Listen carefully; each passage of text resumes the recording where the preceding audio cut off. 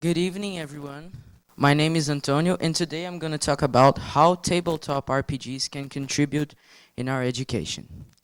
First of all, I would like to ask you guys a question. How would you feel if, when going to school, instead of just listening to the teacher speak all day in front of the class, you played a game? Do you think it would be fun? What skills do you think you'd learn? Think about it. Last year during the pandemic, I was bored at home until I got a notification from a YouTube channel. It was a trailer from a tabletop RPG campaign that was going to be streamed live. It was from a channel called Selby. He's a internet content creator. Uh, by that time, I had absolutely no idea what an RPG was. Even so, I decided to give it a chance.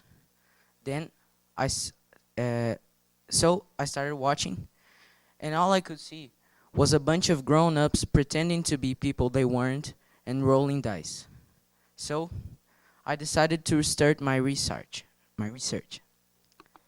Basically, a tabletop RPG, which stands for role-playing game, is a game, obviously, in which the players don't need to worry about winning or losing, but about creating characters and developing a story. Uh, there's a very good example to clarify what an RPG is. Imagine the following situation. You're at home when suddenly a guy with a knife breaks in. Imagine the hundreds of possibilities of what you can do in this situation. You can run, you can hide, you can attack, you can even shout for help. This is what the game is about, thinking about possible solutions for possible problems. The only difference is that when playing the game, the dice you roll will determine if your action was whether a success or a failure. Uh, so now you might be wondering, how can this be useful in the intellectual formation of our children? A magazine called History Today did an experiment in a school and presented the concept of tabletop RPGs for the students. At first sight, the teachers didn't quite understand the initiative, but the results were simply magnificent. It showed that the game instigated skills such as logical thinking, creativity, and teamwork in the students. Nevertheless, I wasn't satisfied, so I decided to do an experiment myself. Firstly, I gathered three friends of mine and asked them to give a solution to a hypothetical situation that I created. Simple.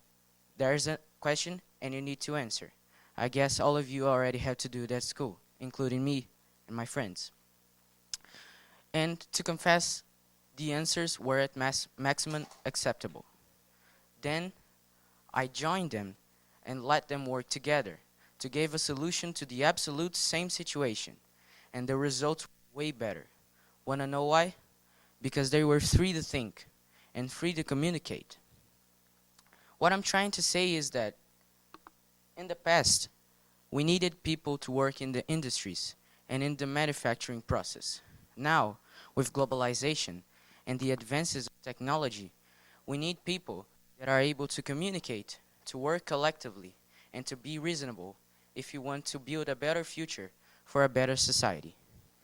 Thank you.